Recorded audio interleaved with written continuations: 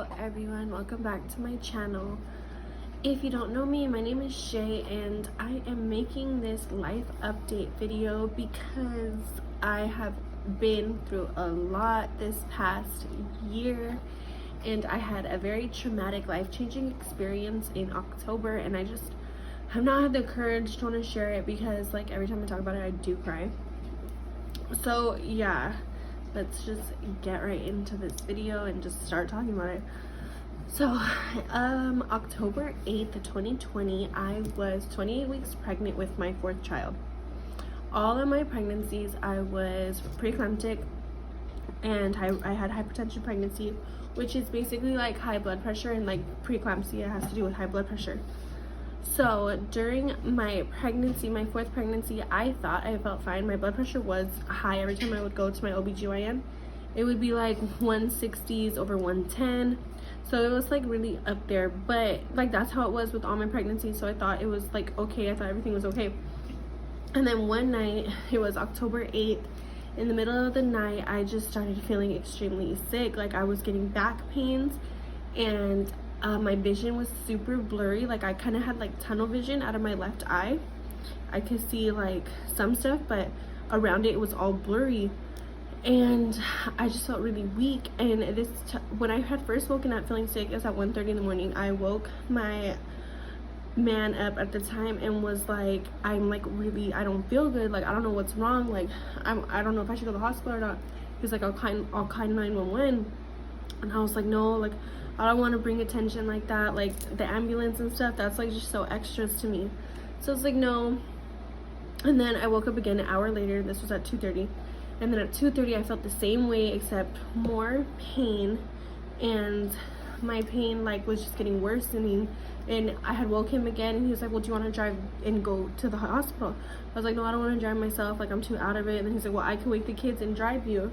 But like at this time I had 2 kids and then my baby, so I was like, no, I don't want to wake all 3 of them just so I can go to the hospital. Like it's 2 in the morning, I could wait till like 7 when we all wake up.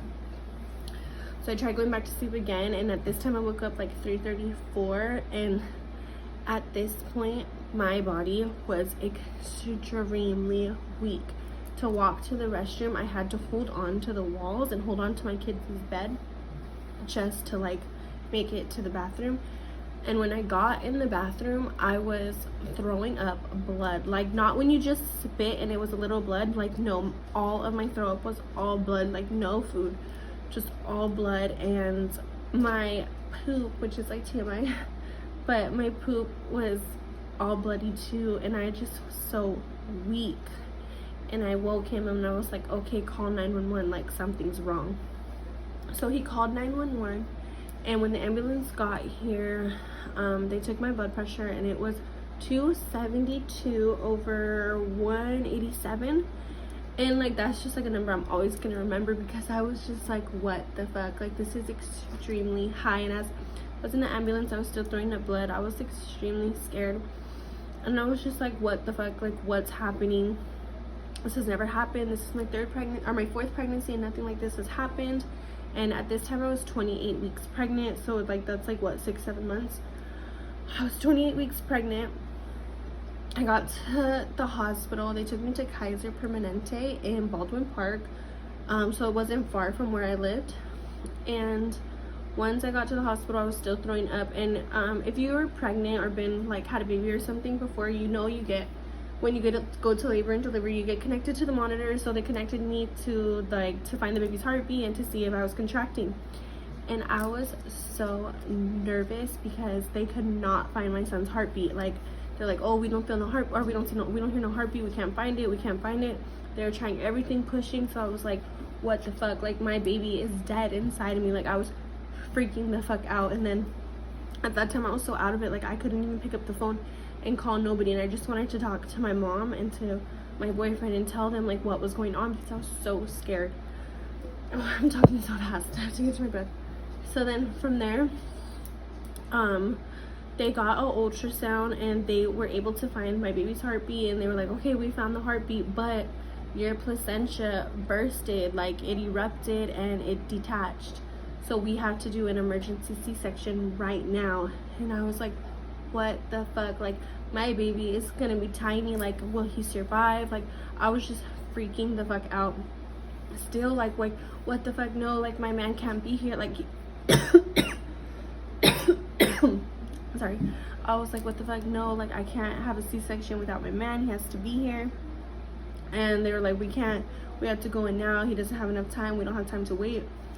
So I think they had got hold of, I don't think he was answering at that time because he had went back to sleep. And my mom and dad were coming from Vegas to California to come to make sure everything was okay with me and the baby.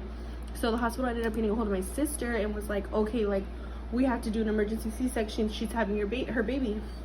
So then from there I went into the C-section. I really don't want to get emotional, but I'm probably going to.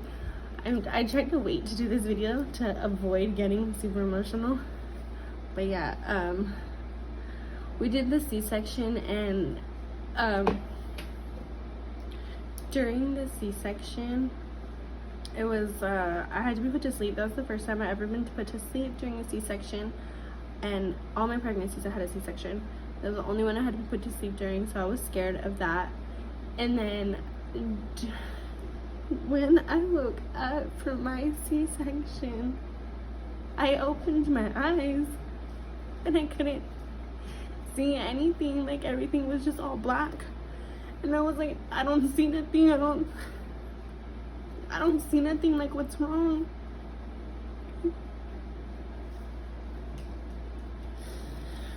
And then from there, they were telling me, oh, your vision's gonna come back, like don't worry, it's gonna come back, and this just happened because your body went in shock. Like during your C-section you had mini strokes and you had seizures previous to your C-section and during. And then from there, they told me about my son because like I was concerned about him too. I was like, oh, did he come out breathing? Like, is he okay? Did he come out crying? Because it was just me in the room, like no one else was with me, so I didn't know. And they were like, we did have to resuscitate him, so he came out not breathing, so we did have to resuscitate him, but he's okay now. He's in the NICU because he was born at 2 pounds 13 ounces, so he had to go in the NICU for a little while.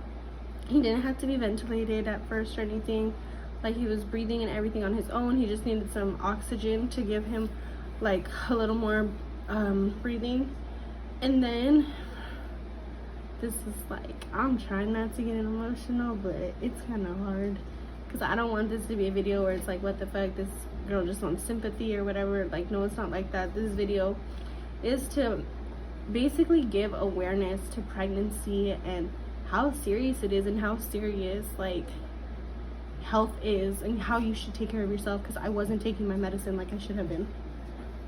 But from there, I was at the recovery room where you go after you have your baby, and at that time my man was there, and I thought everything was okay. Like I was taking the pain medicine like they give you and all that, and then after that, doctors and nurses came in the room and they were like, oh, you have to leave, telling my boyfriend that he has to leave. And I was like, what? Like, why does he have to leave? Like, confused. And they were like, you have to go to the ICU. And I was like, what the fuck? Like, why do I have to go to the ICU? I've had C-sections before and I've never had to go to the ICU. I think that was my dog. And then they're like you have to go to the ICU. So I was like, what the fuck? Like, why do I have to go to the ICU? And then they said, your kidneys are failing, your liver is failing, like your body is shutting down because of all the traumatic stuff that happened. And I also lost 2 liters of blood, so I had to get a blood transfusion. And then from there, yeah, they sent me to the ICU, and then from there I had to get a blood transfusion. I think I just said that, but I had to be put on dialysis. And then once I was at the ICU, I was like like drugged out, obviously. Like, I just had a C-section, so you're on a bunch of different drugs, you're on a bunch of different medicine to keep your blood pressure down. Like, I was on a bunch of stuff. So I was like kind of freaking out. Like I was like thinking the worst in my head, that like I was not at the hospital and like people were trying to kill me. Like I was like out of it, thinking crazy thoughts. So I needed oxygen because my oxygen levels kept dropping to like 60s, 70s, 50s, and like they kept dropping. And they would try and put the oxygen mask on me, but I would not leave it, like, because I was just so out of it, and I thought they were putting more drugs in me. So I was like, no, like, I'm not wearing this. And I was like fighting with the nurses and everything.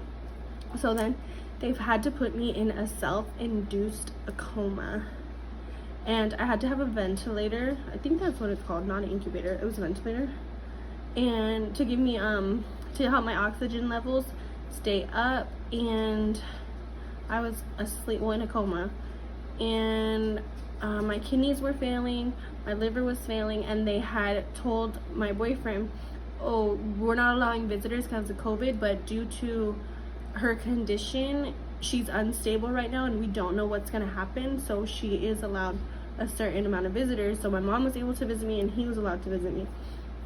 And yeah, so they had said that, and basically they were like, next her heart is gonna start failing since her oxygen's dropping, everything's dropping, like next is gonna be her heart to go, and then like that's it, like she's dead.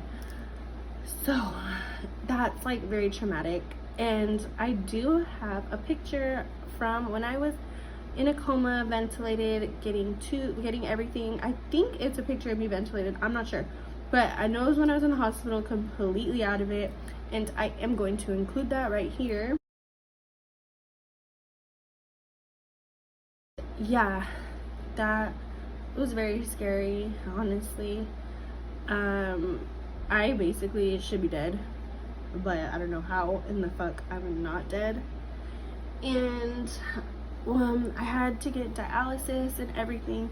And then a couple days later, I think it was like a week later, I ended up waking up from the self-induced coma, which I was not supposed to wake up yet, but I ended up waking up and pulling the tube out of my throat. Like I don't even remember doing any of this. Like everyone was telling me, and from what I remember, the only thing I remember is waking up and being tied, like my arms tied to the bed and my throat just being like super like hoarse, and I'm like, what the fuck, like what happened? And at that time my mom was there talking to me like, oh, this and this happened, you pulled your tube out that had like the ball thing at the end, like you're fighting nurses, you were like doing everything. And I was just like, what? Like, and then I was like, oh, like how's the baby? Like in my head I was thinking like I just had my baby, when really I had him like a whole week ago. And I was like, what? Like I was in a coma for like that long, like what the fuck? I did not know. And it's like this whole thing, it basically is like, just take care of yourself, because I put everybody before me. I was never taking care of my own self. I always made sure everybody around me was good before I made sure I was good, when I should have made sure myself was good. And just like my stubbornness, if I would have just went to the hospital when I was first feeling sick, I think the outcome would have been a whole lot different. I think I would still be sitting right now. And it really sucks because I have a son that I'll never in my life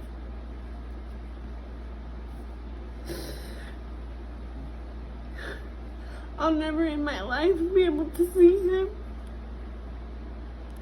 I'll never see my kids no more. Like, at first, there was no diagnostic or any I don't know how to say the word, but there was nothing saying what had happened. Like, one doctor had told me when it first happened, oh, this is gonna be temporary, it's gonna be from 2 weeks to 2 months. And then another doctor told me, oh no, you're never gonna see again. And then another doctor told me, I don't see nothing wrong with your eyes, like your eyes are good, it's in your brain. And then another doctor at USC told me, it's not in your brain, it's in your eyes. And then finally today, after 10 months of no answers, I went to the Sinai Eye Institute, the UCLA Sinai Eye Institute in Los Angeles, and they ran a bunch of different tests, and then they told me that I had extreme nerve damage, and it's basically what connects the back of your eye to your brain, like the nerve to make you see. And I had both damage in both eyes.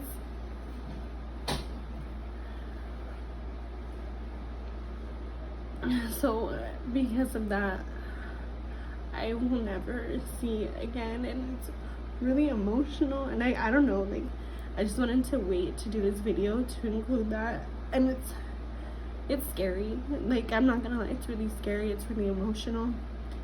I know they say things happen for a reason. I don't understand what the reason for this is. I don't understand why. And it makes no sense to me.